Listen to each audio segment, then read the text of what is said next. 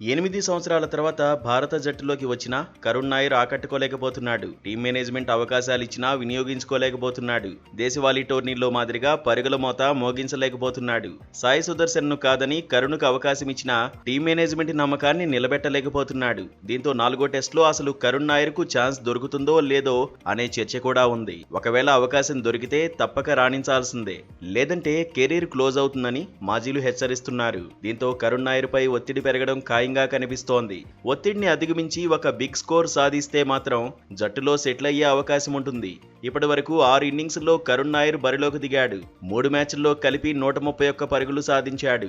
Average 21.83. అత్యధిక score 40 పరుగులు మాత్రమే. తొలి మ్యాచ్లో 6వ స్థానంలో దిగిన కరుణ్ నాయర్ ఆ తర్వాతి 2 మ్యాచ్ల్లో 3వ స్థానంలోనే బ్యాటింగ్ చేశాడు.